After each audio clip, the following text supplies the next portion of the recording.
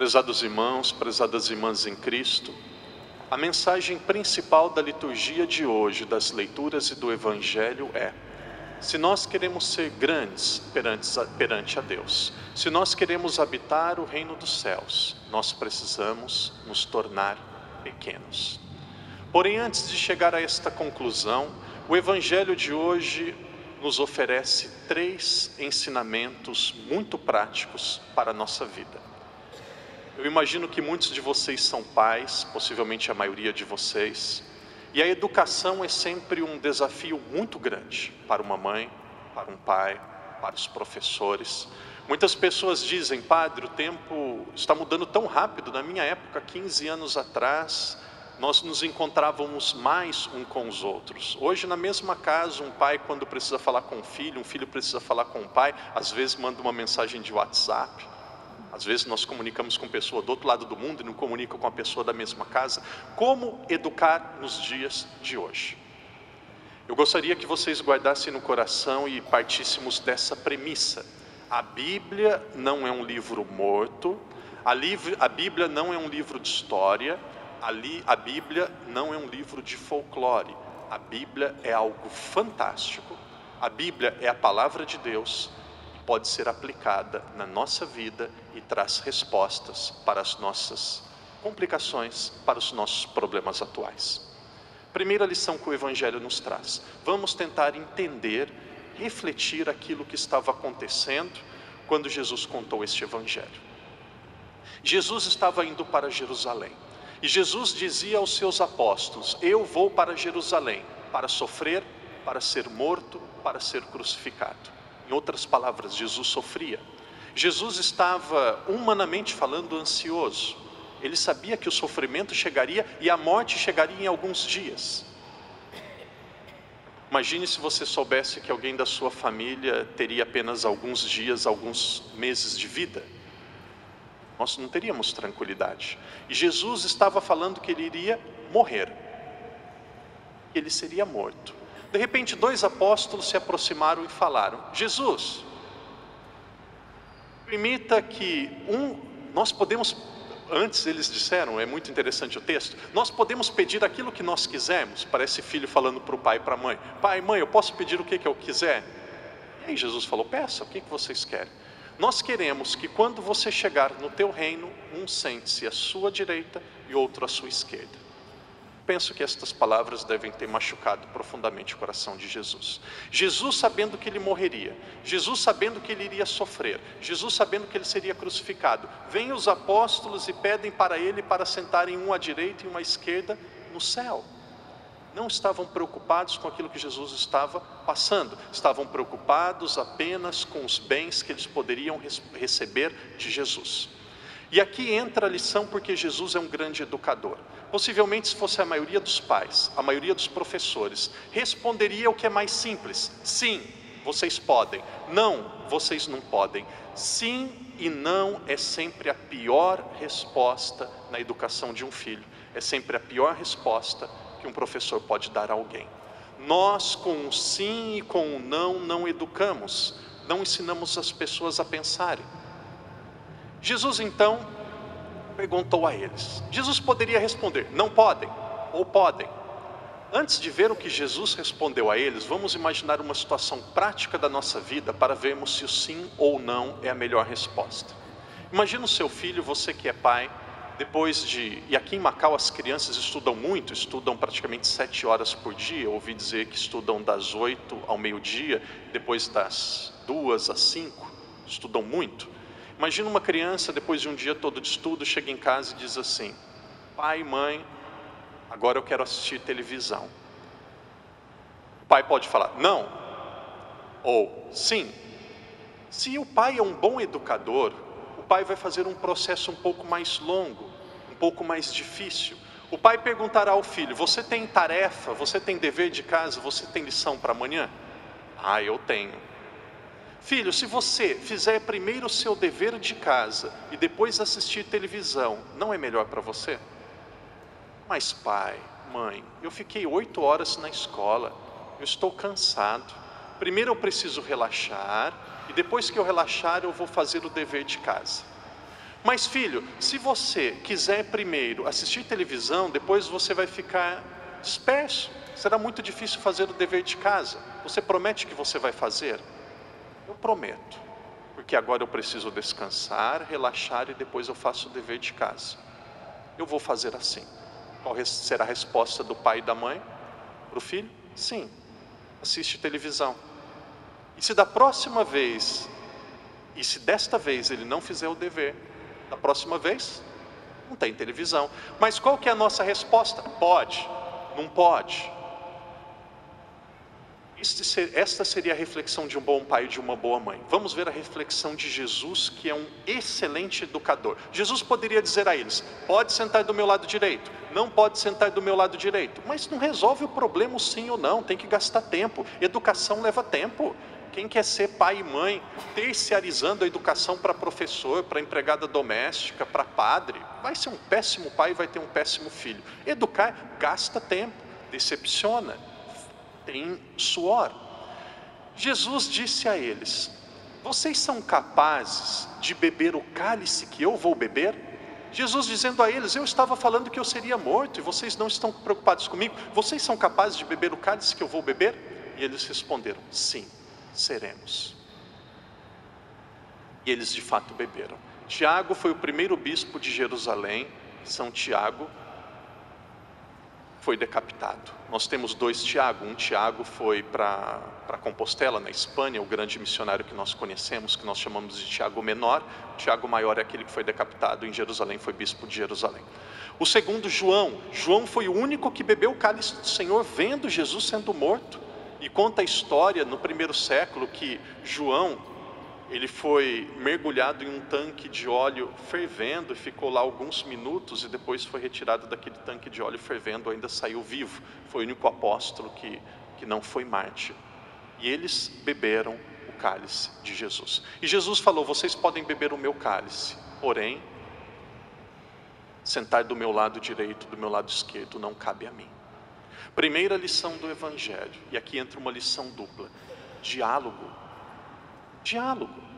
A maioria das pessoas, nesse caso, se estivesse no lugar de Jesus, primeiramente perderiam a paciência. Diriam: eu estou há 3 anos com vocês, estou fazendo de tudo para vocês se tornarem pessoas melhores. Agora eu estou dizendo que eu vou ser morto e vocês querem um sentar à minha direita e à minha esquerda? Vocês não se preocupam comigo? Vocês não estão interessados com o meu sofrimento? Nós perdemos a paciência com muita facilidade. Nós brigamos com muita facilidade. Porém, perder a paciência, brigar, alterar a voz, humilhar o outro, brigar, não resolve problema. Uma vez uma pessoa me disse: padre, se gritar resolvesse problema, porco nenhum morreria. Gritar não resolve problema. Brigar não resolve o problema. Serenidade. Muitos casais, os dois são pessoas boas, mas um já olha para o outro já fala: mas você fez pior. Paciência, serenidade, diálogo. Não existe educação sem diálogo. Jesus é o mestre da educação, porque ele nos ensina que através do diálogo nós teremos as melhores pessoas na sociedade.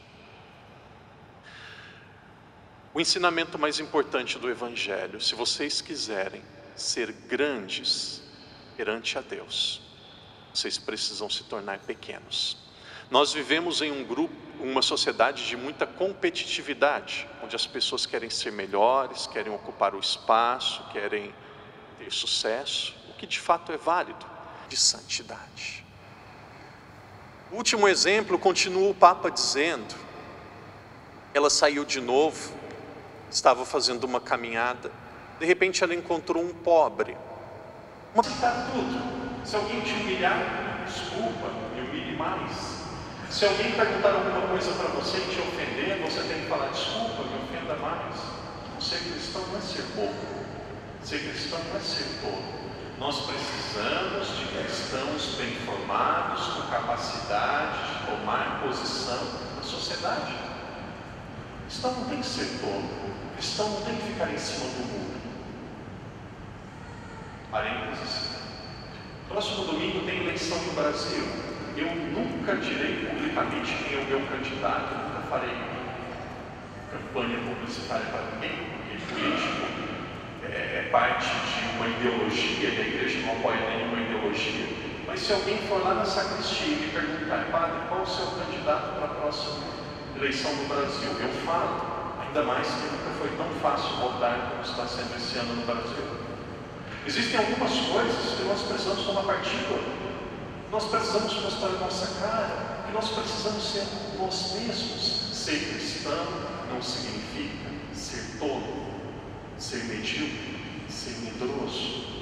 Porém, ser cristão, ser pequeno, significa não querer se colocar acima dos outros. Às vezes me escandaliza a maneira que algumas pessoas que têm uma condição melhor na sociedade tratam os empregados. Graças a Deus, a maioria de nós, com pouquíssimas exceções que estão aqui, eu nem sei se tem exceção, tem uma qualidade boa de vida, porque vocês trabalham muito.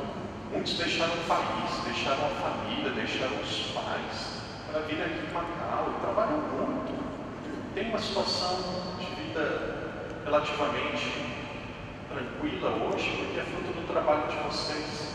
Porém, por amor de Deus, recorde você mesmo que você é católico, que você é cristão. Não humilhe a sua empregada porque ela é fofinha. Não humilhe a pessoa que trabalha com você porque ela tem menos educação. Não se coloque superior ao outro porque você tem mais estudo. Isso não é ser cristão. Uma pessoa que é católica e segue nosso Senhor Jesus Cristo, uma pessoa compassiva. Uma pessoa capaz de olhar nos olhos do outro, e lembrar que da mesma forma que eu sou filho de Deus, aquela pessoa também é. Às vezes me assusta, algumas pessoas pegam a imagem de Nossa Senhora de Fátima, que é linda. A imagem mais linda de Nossa Senhora é a imagem de Nossa Senhora de Fátima. Os brasileiros que me perdoem, mas a imagem de Nossa Senhora Aparecida é bonita, mas está muito longe da imagem de Nossa Senhora de Fátima. Não, a imagem de Nossa Senhora de Fátima é linda, é mais bonita de todos. Maria Baixinha, um anjo, a vontade de colocar no quarto e ficar olhando o dia todo.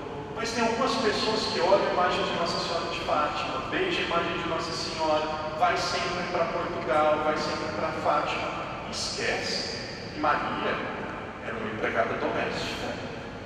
Maria era analfabeta. Maria era a mulher das mãos calejadas, das mãos sangrando. Maria era simples. Querido irmão, querida irmã, eu encerro esta reflexão dizendo para você, pedindo para você guardar no seu coração. Trate bem as pessoas. Não seja orgulhoso. Isso é ridículo. Não seja arrogante. Se você tem uma funcionária, se você corrigiu 1, 2, 3 vezes e ela não melhora, manda embora, contrata outra. Você é o chefe, ela precisa fazer aquilo que você está pedindo da maneira correta. Corrige. Não tem que ficar com um funcionário ruim em casa, manda embora. Mas à medida que o padre não tem misericórdia, não, a sociedade é feita dessa forma, nós precisamos fazer bem aquilo que cabe a nós. Agora, se eu começo a celebrar uma missa ruim, começo a cometer um monte de erro aqui na missa, vocês, não, é o padre, deixa, ele faz do jeito que ele quer. Não, se eu começar a cometer erros, coisas erradas, por amor de Deus, me corrijam 1, 2, 3 vezes. Se eu mudar, procuro o bispo. É assim que funciona a sociedade. Mas enquanto você estiver convivendo com uma pessoa, não seja arrogante, não humilhe, não pise, não trate o outro como um escravo. Não trate o outro como uma pessoa inferior a você. Queridos irmãos e irmãs, a palavra de Deus é belíssima. Que durante esta semana nós tratemos o nosso próximo e Jesus colocará pessoas na nossa vida como nós queremos ser tratados por Jesus. E que nós tenhamos a certeza, independente de qual situação que você está vivendo. Pessoas aqui vivem situações dificílimas na família, problemas de enfermidade, de doença, problemas de depressão. Você não está sozinho. Deus está contigo. Deus está contigo. Confie nos cuidados de Deus. Deus não nos abandona. Deus está conosco. Em silêncio façamos nossa oração. Em silêncio peçamos a graça da santidade, da simplicidade sem sermos tolos, a graça de sermos bons educadores, a graça de levarmos a sério o nosso cristianismo e a nossa fé, a graça de sermos católicos, de convicção, não por conveniência.